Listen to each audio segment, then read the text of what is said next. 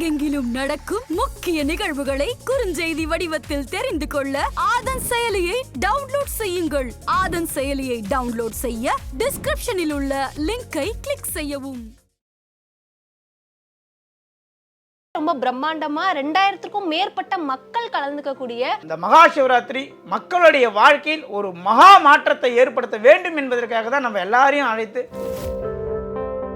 ரெண்டு சிவன்களுமே எப்படி அமையப்பட்ட சிவன்கள் என்றால் பூமியிலிருந்து கிடைக்கப்பட்ட சிவலிங்கம். அது ஒரு அபரீத சக்தி வாய்ந்த சிவலிங்கம். வேங்கடமங்கலத்தில் கால வைப்பதே ஒரு புண்ணிய பூமின்னு சொல்லுவேன். மக்களாகிய அனைவருமே அவரவர் கையால மகா சிவராத்திரிக்கு அபிஷேகம் பண்ண வைக்கக்கூடிய ஒரே ஸ்தலம். ஒவ்வொரு நொடியும் மரண வேதனை அனுபவிக்கக்கூடிய ஒரு மனிதன் ஏதோ ஒரு மூலையில அவன் வாழ்க்கை மாறிவிடாதான் ஏங்குறான்ல, அவன் வாழ்க்கை மாறணும். அப்பதான் நம்மளுடைய வெற்றி. யாரா இருந்தாலும் எந்த மூலையில இருந்தாலும் உங்க கையால சிவனுக்கு அபிஷேகம் தயவு செய்து இந்த ஒரு வாய்ப்பை யாரும் நாடி வருபவர்கள் அனைவருமே மாபெரும் மாற்றத்தை சந்திக்க வேண்டும் என்றால் அதில் உண்மை இருக்க வேண்டும். இந்த சிவாலயத்துல அந்த உண்மை இருக்கு, அந்த சக்தி இருக்கு. ஆதன் ஆன்மீகம் நேயர்களுக்கு ஷாம்லாவின் அன்பு கலந்த வணக்கங்கள். முக்கிய தகவல்களை குறுஞ்செய்தி வாயிலாக தெரிந்து கொள்ள ஆதன் செயலியை டவுன்லோட் பண்ணுங்க. அதற்கான லிங்க் இந்த வீடியோக்கு கீழே டிஸ்கிரிப்ஷன்ல இருக்கு. நம்ம ஆதன் ஆன்மீகத்துல ஆன்மீகம் சம்பந்தப்பட்ட பல கேள்விகளுக்குமே தினந்தோறும் ஒவ்வொரு வகைகளில் பதில்களை பார்த்துக்கிச்சுக்கோம். அந்த வகையில இன்னைக்கு நம்மோடு யார் இணைஞ்சிருக்காங்க அப்படின்னு பார்த்தீங்கன்னா, ரொம்பவே பிஸியா இருக்கிறவர். ஐ திங்க் நம்மளோட சேனலுக்கு வந்து இன்டர்வியூ கொடுத்துமே ஆல்மோஸ்ட் ஒரு 1-2 மாசம் ஆயிடுச்சு. ரொம்பவே பிஸியான ஷெடியூல்ல ஓடிக்கிட்டு இருக்கக்கூடிய ஏஎல்பி சம்பத் அவர்கள் தான் இன்னைக்கு நம்ம கூட இணைஞ்சிருக்கிறாரு. வணக்கம் சார். வணக்கம் மேடம். எப்படி இருக்கீங்க? நல்லா இருக்கேன். ரொம்ப நாள் ஆச்சு நினைக்கிறேன் சார் சம்பத் சாருக்கு வந்து ஆதன் பக்கத்துல காத்தடிக்கிறதுக்கு. ரொம்ப பிஸியா போய்கிட்டு இருக்கீங்கன்னு நினைக்கிறேன். ஆமா மேடம். வாஸ்து வந்து டைரக்டா ஒவ்வொரு சைட்டையும் நேரடியா போய் விசிட் பண்றதுனால, இப்ப கன்னியாகுமரியில ஒரு சைட் இருக்கும், ஒரு சைடு பெங்களூர்ல இருக்கும், ஒரு சைடு வந்து பாத்தீங்கன்னா உங்களுக்கு டெல்லியில இருக்கும். அப்போ வந்து நம்ம சைட் விசிட்டுக்கு போகிறதுனால நம்ம அதிகமாக வந்து இன்டர்வியூ கொடுக்க முடியாத ஒரு சுச்சுவேஷன் இருக்குது. அதனுக்கு வந்து போகக்கூடிய அந்த நேரமின்மை என்பதுதான் காரணம், வேற ஒன்றும் இல்லை. கண்டிப்பாக சார். நேற்று நான் ஒரு விஷயம் கேள்விப்பட்டிருந்தேன். இந்த மாதிரி நாளைக்கு வந்து ஏதோ ரொம்ப பிரம்மாண்டமாக ஒரு ஈவெண்ட் நடக்கிறதாகவும் அதை நீங்கள் தான் வந்து ஆர்கனைஸ் பண்ணுறதாகவும் நிறைய விஷயங்கள் கேள்விப்பட்டேன். ஃபஸ்ட்டு ஒரு கோவிலில் ரொம்ப பிரம்மாண்டமாக 2000க்கும் மேற்பட்ட மக்கள் கலந்துக்கக்கூடிய ஒரு மகா சிவராத்திரி ஒரு விஷயம் நடக்குது. ஸோ ஃபஸ்ட்டு அதை சொல்லுங்கள், எந்த இடத்துல இருந்து இந்த விஷயம் தோணி இருந்தது சார்? அதாவது மாதம் மாதம் சிவராத்திரி வரும், வருடத்திற்கு ஒரு முறை மகா சிவராத்திரி வரும், சரிங்களா? இந்த மகா சிவராத்திரியில் இருக்கக்கூடிய உண்மையான சூட்சம விஷயங்கள் வேறு. அது ஏன் முன்னோர்கள் வந்து நம்மளுக்கு சொல்லியிருக்காங்க, அந்த டைமில் ஒரு மனிதனுடைய உடலில் என்ன மாதிரியான மாற்றங்கள் ஏற்படும் என்பது எல்லாமே நம்மளுடைய முதுகு தண்டில் இருக்கக்கூடிய விந்து செல்லக்கூடிய அமைப்பை வைத்து தான் மொத்த மூல நூலுமே நம்மளுக்கு வந்து விளக்க உரையை கொடுத்துருக்கு. அதை பற்றி நம்ம நிச்சயமாக தெளிவாக பேசுவோம். இப்போ வந்து நான் வந்து நம்ம வண்டலூர் டு கேளம்பாக்கம் அப்படின்னு சொல்லக்கூடிய அந்த வண்டலூர் டு கேளம்பாக்கம் சாலையில் கண்டிகை அப்படின்னு ஒரு ஊர் வரும். அந்த கண்டிகைக்கு பேக் சைடு வந்து வேங்கடமங்கலம் அப்படின்னு ஒரு ஊரில் 2 சிவாலயங்கள் இருக்குது. இப்போ சென்னை சிட்டியிலேருந்து வரவங்க மேடவாக்கம் வந்தாங்கன்னா, மேடவாக்கத்துலேருந்து மாம்பாக்கம் போகிற ரோட்டில் பொன்மார் அப்படின்னு ஒரு ஊரில் வலது பக்கம் திரும்பினாங்கன்னா வேங்கடமங்கலம் ரோட்டு. ஸோ அந்த வேங்கடமங்கலத்தில் ஒரு பெருமாள் கோயில் இருக்கும். அந்த பெருமாள் கோயில் பக்கத்துலேயே நம்ம ஒரு மண்டபம் எடுத்திருக்கோம், ஈவெண்ட் பண்ணுறோம். அந்த வேங்கடமங்கலத்தில் 2 சிவன் கோயில் இருக்குது. அந்த இரண்டு சிவன்களுமே எப்படி அமையப்பட்ட சிவன்கள் என்றால் பூமியிலிருந்து கிடைக்கப்பட்ட சிவலிங்கங்கள். என்னுடைய நீண்டகால நண்பர், என் உயிருக்கும் மேலாக நான் நேசிக்கக்கூடிய என் அண்ணன் கண்ணன் அவர்கள் தான் அந்த சிவலிங்கத்தை தன் கைகளால் தன் கரங்களால் எடுத்து அங்கே பிரதிஷ்டை செய்தார். கடந்த 20 ஆண்டுகளாக அந்த ஆலய பணிகளை சிவனடியாராக மாறி ஒரு அடியார் பெருமக்களாக மாறி அவர் அதை வழிநடத்தி வந்து கொண்டிருக்கிறார். அவருடன் நாங்கள் பயணிப்பது எங்களுக்கு ஒரு சந்தோஷம். ஒரே ஒரு பால் பாக்கெட் வாங்க கூட காசு இல்லாத காலத்தில் அக்கௌண்ட்டு, மல்லிகை கடையில் அக்கௌண்ட்டு சொல்லிட்டு பால் வாங்கி அபிஷேகம் பண்ண காலங்கள்லாம் அந்த கோவிலில் நடந்திருக்கு. ஸோ அது ஒரு அபரீத சக்தி வாய்ந்த சிவலிங்கம். சும்மா வந்து நான் எப்பொழுதுமே என்கிட்ட ஒரு பழக்கம் இருக்குது. என்னென்னா, நான் உங்களை ஒரு விஷயத்தை ரெஃபர் பண்ணுறேன்னா நான் அதை அனுபவிச்சா தான் ரெஃபர் பண்ணுவேன். நீங்கள் போய் இந்த ஹோட்டலில் சாப்பிடுங்கன்னா நான் முதல்ல சாப்பிட்ருவோம், இல்லைன்னா ரெஃபர் பண்ண மாட்டேன். அதனால தான் இன்றும் நமக்கு ரசிகர் கூட்டம் பெருமளவில் இருக்கக்கூடிய காரணம் என்னென்னா, சார் சொன்னா கரெக்டாக இருக்கும். ஏன்னா என்னுடைய நோக்கம் என்ன தெரியுமா, எங்கேயோ கடைகோடியில் ஒருவன் என் வாழ்க்கை ஒரு நாள் மாறிவிடாதா, இந்த ராகுக்கு எது பயிற்சியில் மாறிட்டதா, இந்த சனி பயிற்சியில் மாறிட்டதா, இந்த வாஸ்து மாத்தினா மாறிட்டதா, இல்லை இவருடைய வீடியோ பார்த்தா மாறிடாதான் ஏங்கி தவிக்கின்ற ஒவ்வொரு நாளும் மனவேதனையும் கடனால், நோயால், டிவோர்ஸ் பிரச்சனையால் பாதிக்கப்பட்டு ஒரு மனிதன் ஒவ்வொரு நொடியும் மரண வேதனை அனுபவிக்கக்கூடிய ஒரு மனிதன் ஏதோ ஒரு மூலையில் அவன் வாழ்க்கை மாறிவிடாதான் ஏங்குறான்ல, அவன் வாழ்க்கை மாறணும். அப்போ தான் நம்மளுடைய வெற்றி. பொருளாதாரம் நம்மளுடைய வெற்றி அல்ல. இப்போ வஉசி இருந்தார், காமராஜர் இருந்தார், அவங்களாம் இன்றும் ஏன் பெயரை நாம் சொல்கிறோன்னா அவங்க செய்த செயலை நிலைநிறுத்தி தான் அவங்கள இன்றைக்கி நம்ம பேசுகிறோம். காமராஜர் 200 கோடி சொத்து வச்சுருந்தாரு, அதனால் நம்ம அவரை பற்றி பேசுகிறோமா? இல்லை. கல்வி கண் திறந்த காமராஜர் ஏன் பேசுகிறோம்? அவர் செய்த செயல். அப்போது நாம் செய்யக்கூடிய செயல் மட்டும்தான் நம்ம பின்னாடி நிற்க வேண்டி, பொருளாதாரம் நிற்காது என்பது தான் என்னுடைய நோக்கம். மனிதர்கள் அனைவரும் துன்பத்தில் இந்த கலியுகத்தில் சிக்கி தவிக்கிறாங்க. அவர்களுக்கு இறைவனை தவிர வேறு யாராலையும் ஒருத்தன் மனிதனுடைய வாழ்க்கையில் மாற்றத்தை ஏற்படுத்த முடியாது என்பதோடு என்னுடைய தீர்க்கமான ஒரு விஷயமாக நான் சொல்கிறேன். அதனால் இந்த சிவன் கோயிலில் அந்த சிவலிங்கம் பூமியிலேருந்து எடுத்து எப்படி பூமியிலேருந்து எடுத்தார் அப்படின்னா, அவர் சைக்கிளில் போகிறாரு. 20 ஆண்டுகளுக்கு முன்பு சைக்கிள் அந்த வழி போகும்போது ஓடையிலே தண்ணி ஓடிக்கொண்டிருக்கிறது. அந்த ஓடைக்கு கீழே பார்த்தீங்கன்னா ஏதோ கருப்பாக ஒரு கல் மாதிரி தெரியுது. இவருக்கு சிவலிங்கம் மாதிரி கண்ணில் படுது. சும்மா போய் செக் பண்ணலான்னு போகிறாரு. அது சிவலிங்கம். எடுத்து ஒரு சிவலிங்கத்தை பிரதிஷ்டை பண்ணுறாரு. அம்பாள் இல்லை, சிவலிங்கம் மட்டும்தான் கிடச்சிது. அப்புறம் பார்த்தா மறுபடியும் மீண்டும் ஒரு சில காலங்கள் கழித்து மறுபடியும் அதே வழியில் போகிறார். இன்னொரு சிவலிங்கம் கிடைக்குது. அது சின்ன சிவலிங்கம், இன்னொன்று பெருசு. அதையும் எடுத்து வைக்கிறார். அப்போ ஏன் இந்த இடத்தில் சிவலிங்கம் கிடைக்கிறது? ஏன் இதே ஒரே இடத்துல? அப்போ அது ஒரு காலகட்டத்தில் அந்த இடத்தில் கோவில்கள் அமைந்திருக்கிறது. அது மண்ணில் புதஞ்சிருக்கு. ஏதோ ஒரு பிரளயம் நடந்திருக்கலாம், என்ன நம்மளுக்கு தெரியாது இல்லையா? ஸோ மிகப்பெரிய ஒரு பூமி, அது புண்ணிய பூமி நான் சொல்லுவேன். வேங்கடமங்கலத்தில் காலை வைப்பதே ஒரு புண்ணிய பூமின்னு சொல்லுவேன். அப்போ நாங்கள் என்ன பண்ணுறோம், இறைவன் முன்னாடி உயர்ந்தவன் தாழ்ந்தவன் யாரும் கிடையாது. அதனால் மக்களாகிய அனைவருமே அவரவர் கையால் மகா சிவராத்திரிக்கு அபிஷேகம் பண்ண வைக்கக்கூடிய ஒரே ஸ்தலம் நம்ம வேங்கடமங்கலம் சிவாலயம் தான். நீங்கள் வரீங்களா, வாங்க, லைனில் நில்லுங்க, பால் கொடுப்போம், தயிர் கொடுப்போம், அப்படியே உங்கள் கையால் அபிஷேகம் பண்ணுவோம் சொல்லுவோம். நிறைய பேர் சொல்லுவாங்க சிவாலயம் கர்ப்பகிரகத்துக்குள்ளே போகக்கூடாது. ஆமாம், போகக்கூடாது. ஏன் போகக்கூடாதுன்னா, கர்ப்பகிரகம் என்பது தாயின் கருவறை முறை, அது உள்ள எல்லாரும் போகக்கூடாது. ஆனால் இந்த கோவில் கட்டி கோபுரமாகவோ கலசம் வைத்தோ கும்பாபிஷேகம் பண்ணியிருந்தாலோ நீங்கள் ஆகம விதிப்படி நீங்கள் சொல்வது சரி. இது சின்ன கூரை கொட்டால இருக்குது, புரியுதுங்களா? அதனால் அனைவருக்குமே அந்த வாய்ப்பு கிடைக்கும். அனைவருக்குமே அந்த வாய்ப்பு உண்டு. யாராக இருந்தாலும், எந்த மூலையில் இருந்தாலும் உங்கள் கையால் சிவனுக்கு அபிஷேகம். தயவு செய்து இந்த ஒரு வாய்ப்பை யாரும் நழுவ விட்டுறாதீங்கன்னு சொல்கிறேன்.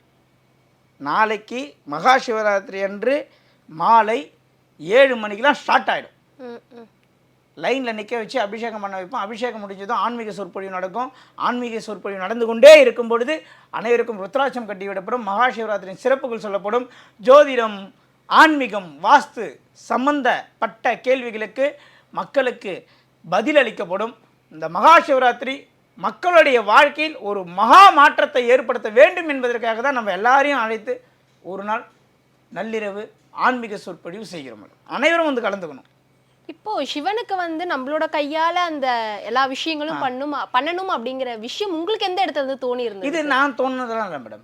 நம்ம அந்த கண்ணன் என்பவர் அந்த சிவலிங்கத்தை எடுத்து வைத்த காலம் முதலே உங்ககிட்ட நான் இப்போ பணம் இல்லை, இப்போ மகா சிவராத்திரிக்கோ ஒரு பிரதோஷத்துக்கோ உங்ககிட்ட நான் என்ன பண்ணணும், எதனா காசு கேட்கணும். அதுக்கு நம்மளுக்கு கொஞ்சம் ஏதோ ஒரு வாட்டி கேட்கலாம், மாதம் மாதம் கேட்க முடியாது. அப்படி சிக்கி தவித்த காலங்களில் சரி இறைவா, எங்ககிட்ட ரொம்ப பொருளாதாரமே இல்லை, அபிஷேகம் பண்ண கூட எங்களுக்கு வாங்கிறதுக்கு பணம் இல்லை அப்படின்னும் பொழுது நீ யாரை விருப்பப்படுறியோ அவங்களே வச்சு நீ அபிஷேகம் பண்ணிக்க அப்படின்னும் போது பக்தர்கள்கிட்ட போய் இறைவா இந்த மாதிரி உங்கள் மக்கள் கையாலே அபிஷேகம் பண்ண வைக்கிறேன், அப்படியாச்சும் உனக்கு நாங்கள் செய்யறதுக்கு முயல்றோன்னு சொல்லும்போது அப்படி ஏற்பட்டு மக்களை வரவழைச்சு மனிதர்கள் அனைவருமே சமம், இங்கே ஏற்றத்தாழ்வு இல்லை, சிவனுக்கு மக்கள் தான் டைரெக்டாக பண்ணணும்னு சொல்லி அவர் கண்ணன் என்றவருடைய முயற்சியில் இத்தனை ஆண்டுகள் நடந்துட்டு வருது. இந்த ஆண்டு தான் நாங்கள் இதை மீடியாவில் சொல்கிறோம். போன வருஷம் கூட நான் மீடியாவில் சொல்லலை. காரணம் என்னென்னா, ரொம்ப சின்ன கோயில், ரொம்ப சின்ன இடம், அபரீத சக்தி வாய்ந்த இடம். அந்த இடம் கமர்ஷியலாக மாறிடக்கூடாது. ஒரு நல்ல ஒரு இடம் அதிகமாக கூட்டம் வரும்போது கமர்ஷியலாக மாறிடுது, அதோடைய சக்தியே வேறு மாதிரி போயிடும். அதனால் தயவுசெய்து கமர்ஷியலான இடம் கிடையாது, முழுக்க முழுக்க ஆன்மீக அபரீத சக்தி வாய்ந்த இடம் என்பதை நான் தெளிவாக சொல்லிக்கிறேன். உங்களுடைய வாழ்க்கையில் ஒரு மாற்றம் வரணும்னா அந்த இடம் கண்டிப்பாக கொண்டு வரும். கண்டிப்பா சிவன் கோவில் அப்படிங்கிற பட்சத்துல நிறைய இடங்கள்ல நிறைய சிவன் கோவில்கள் பார்க்க முடியும். உங்களுக்கு பரிச்சயமா நிறைய கோவில்கள் தெரியும்னா நீங்க நிறைய இடங்களுக்கு போறீங்க வரீங்க. ஆனா அவ்வளோ சிவன் கோவிலை விட்டுட்டு அந்த ஊர்ல இருக்கக்கூடிய அந்த சிவன் கோவில்ல தான் இந்த மகா சிவராத்திரியில இப்படி ஒரு சிறப்பு பண்ணணும் அப்படின்ற விஷயம் எங்க இருந்து ஆரம்பிச்சிருந்தது சார்? ஏன்னா அதில் ஒரு ஸ்பெஷல் நான் சொல்கிறேன். வருடம் வருடம் மகா சத்ரு சம்கார யாகம் மிளகாய்த்தூள் அபிஷேகம் சொல்லிட்டு நாங்கள் ஒரு திருவிழா பண்ணுவோம். அந்த திருவிழா பண்ணும்போது மிளகாய்த்தூள் அபிஷேகம் பண்ணும்பொழுது முதல் 3 குடம் மிளகாய்த்தூள் அபிஷேகம் வந்து அந்த சிவனுக்கு எந்த குடத்தால் அபிஷேகம் பண்ணுறாங்களோ அந்த அதே குடத்தை எடுத்துகிட்டு வந்து தான் மிளகாய்த்தூளை கரைச்சி அபிஷேகம் பண்ணுவாங்க, ஸ்டார்ட் பண்ணுவாங்க. ஏன்னா அவருடைய சக்தி வந்து நான் வந்து உணர்ந்திருக்கேன். நிறைய பேருக்கு சம்பத் சுப்பிரமணியம் எப்படி இப்படி பேசுகிறாரு அப்படின்னா எனக்கு பின்னாடி நான் ஃபாலோ பண்ணுற விஷயங்கள் நிறைய இருக்குது. அதில் சில விஷயங்கள் ஒன்று ஒன்றா இப்போ தான் சொல்லிட்டு வரேன். நான் என்ன மெட்டீரியல் யூஸ் பண்ணுறேன், காந்தாரம்னு ஒன்று யூஸ் பண்ணுறேன், அதை சொல்லியிருப்பேன். நான் யூஸ் பண்ணுற வீட்டில் விளக்கு யூஸ் பண்ணுற ஒரு சில விஷயம்லாம் சொல்லியிருப்பேன். எனக்கு நான் எவ்வளோ கோவில்களில் என்னை வந்து அப்ரோச் பண்ணியிருப்பாங்க, மகா சிவராத்திரிக்கு நம்ம கோயிலை பற்றி பேசுங்க சார். சம்பத் சார் சொன்னால் கரெக்டாக இருக்கணும் அப்படின்னு ஒருத்தவன் ஏதோ ஒரு கடைக்கோடியில் இருக்கக்கூடிய கிராமத்தில் இருக்கக்கூடிய ஒருத்தவன் நம்புறானா, அப்போ நம்மளுடைய வார்த்தையில் உண்மையும் ஆழமும் இருக்கணும்ல. அப்போ யாரோ ஒருத்தவங்க பேச சொல்கிறாங்கன்ட்டு பேசிட்டு போயிடலாம். நாளடைவில் என்ன ஆகும், அவர் இப்படி தான்ப்பா பேசுவார் அப்படின்ற ஒரு பேர் வந்துடக்கூடாது. அப்போது என்னை நாடி வருபவர்கள் அனைவருமே மாபெரும் மாற்றத்தை சந்திக்க வேண்டும் என்றால் அதில் உண்மை இருக்க வேண்டும். இந்த சிவாலயத்தில் அந்த உண்மை இருக்குது, அந்த சக்தி இருக்குது. நான்லாம் தனியாக ஒரு நாள் திடீர்னு போவேன், அங்கே போய் உட்காந்துப்பேன். அங்கே 2 கோயில் இருக்குது, சின்னவர் பெரியவரும் நாங்கள் சொல்லிப்போம். எங்களுக்குள்ள பெரிய சிவலிங்கத்தை பெரியவரும் சொல்லுவோம், சின்ன சிவலிங்கத்தை சின்னவரும் சொல்லுவோம். எனக்கு ஈர்ப்பு வந்து சின்னவர்கிட்ட ஜாஸ்தி. பெரியவர் பயங்கர அக்னீஸ்வரர் அவர் பேர், சின்னவர் வந்து கைலாசநாதர். கைலாசநாதர்கிட்ட இன்னும் அம்பாள் கூட வாங்கி வைக்க முடியல. நாங்கள் வெறும் சூலத்தை தான் வச்சுட்டு இருக்கோம். அப்போ பாருங்கள், நாங்கள் மனசு வச்சா எவ்வளோ பேர்கிட்ட கேட்கலாம், வாங்கி வைக்கிறதுக்கு ஆள் இருக்குது. ஆனால் எம்பெருமான் என்னைக்கு அந்த வழி விடுவார் அப்படின்ற ஒரு கேள்வி இருக்குது. ஏன்னா அதெல்லாம் நிறைய விஷயம், ஒரு கோவிலை வைத்து மெயின்டைன் பண்ணுவது வந்து சாதாரண விஷயம் இல்லை. எம்பெருமான் இந்த வருஷமாச்சு ஒரு அம்பாள் யாருன்னா வாங்கி கொடுத்தா அம்பாள் வைக்கலாம் அப்படின்னு ஒரு முடிவு பண்ணியிருக்கோம். அதுவும் நாங்களே கேட்க மாட்டோம், இறைவனாக பார்த்து யாருன்னா நியமித்து அமிச்சாருன்னா கண்டிப்பாக வச்சுருவோம். ஒரு நாள் கோவில் கட்டி கும்பாபிஷேகம் பண்ணிடலாம். வருஷம் ஃபுல்லாக பராமரிக்கிறது என்பது மிகப்பெரிய ஒரு கஷ்டம். அதையும் தாண்டி நாங்கள் செஞ்சிட்ருக்காங்க. என் கண்ணன் என் நண்பர் செய்கிறாரு. ஏன் அந்த இடத்துல நம்ம வந்து அபிஷேகம் பண்ண வைக்கிறோன்னா, அந்த இடத்துல அபிஷேகம் பண்ணவர்களுடைய வாழ்க்கை எப்படியெல்லாம் மாறி இருக்குது அப்படின்றது நான் லைவாக பார்த்த இடம். பர்சனலாக நான் எப்போவுமே போய் திடீர்னு ஒரு நாள் அங்கே உட்காருவேன். எங்கே உட்காருவேன், ஏன் உட்காருவேன்னே தெரியாது. சின்னவராண்ட போய் உட்காந்துருவேன். 1/2 மணி நேரம் உட்காரோன்னு நினைப்போம், 1 மணி நேரத்துக்கு மேலே உட்காந்துருப்பேன், எனக்கு தெரியாது. அவ்வளோ பெரிய ஒரு அபரீத சக்தி வாய்ந்த இடம். பார்க்க தான் கூரை கொட்டா மாதிரி இருக்கும், அது உள்ளே இருக்கிற பவர் வேறு லெவலில் இருக்கும்.